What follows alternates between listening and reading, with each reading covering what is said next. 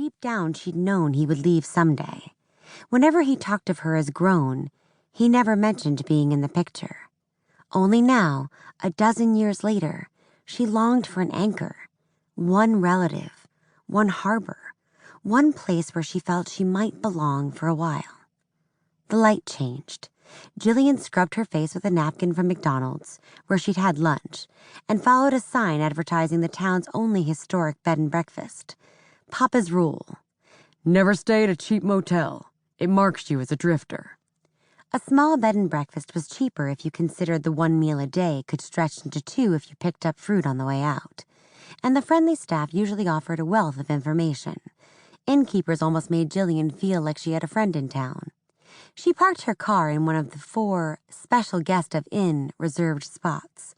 When she climbed the steps of what looked like a miniature Terra mansion from Gone with the Wind, a tiny woman in her late 50s rushed out with a welcoming smile.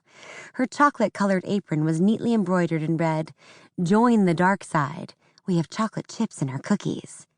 "You must be Jillian James. I'm Mrs. Kelly, the innkeeper, but the locals call me Mrs. K. I've got your room all ready, dear. Did you have a nice drive?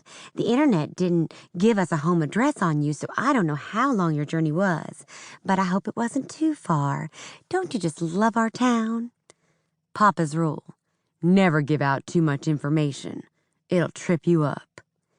"I had a great drive, and I love your beautiful home. You'll have to tell me a bit of the history of this place." Jillian smiled, thinking of one of her own rules. Never try to out-talk a talker. "Of course, dear. This house is old enough to have not only a history, but a ghost as well, though he's quite shy." The innkeeper handed her the key. Then they climbed all the way up to Jillian's room on the 3rd floor. "I'll tell you about Willie Flancher over coffee some cloudy morning.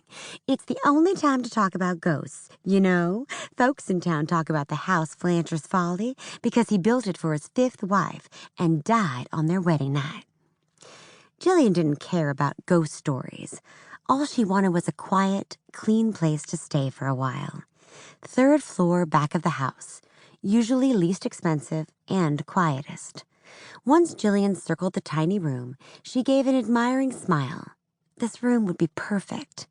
Just what she needed. The chubby innkeeper, who was very spry for her 50s, moved to the door and made her official announcement. "Breakfast at 8, if that's all right. Soft drinks in the small fridge on the landing, and I put cookies out in the parlor after sunset for those who like a late snack." "Thank you." Jillian pulled off her coat. "I think I'll rest before I explore the town." "You do that, dear. There are maps in the foyer, but you're only a half block from Main, so you can park your car around back and walk if you like." Mrs. Kelly's head rocked back and forth as if ticking off an invisible list of what she needed to say. "I'll see you in the morning. You're the only one booked up here tonight. Both my other guests are on the 1st floor. No one wants to climb 2 flights of stairs these days." "I don't mind." Setting her suitcase and backpack down, Jillian grinned when she spotted the wide window. "It's worth the climb for the view alone." Mrs. Kelly smiled as she backed out of the room. "I agree." When the lock clicked, Jillian pulled out her ledger and curled up in a window seat that had 3 times more pillows than it needed. On a blank page, she wrote the date and Day 1 beside it, along with the cost of the night's lodging. Winter rate $63. Papa's Rule. Always keep count or you might lose track of how long you stay and forget to leave. She had to be very careful. Thanks to car trouble a month ago and 2 crummy bosses in a row, she was less than $1,000 away from having to sleep in her car, or worse, a shelter. In her 10 years on the road, she'd ended up broke twice before. Once in California when someone had stolen her purse, and again in New York City when she'd been in a wreck. None of her belongings had made it to the hospital with her.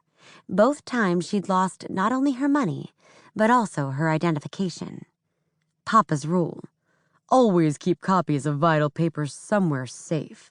Birth certificate, driver's license, passport, social security card. In New York, without money and looking like she'd been in a street fight, it had taken her 3 months to collect enough cash to buy a bus ticket to Oklahoma City. There, she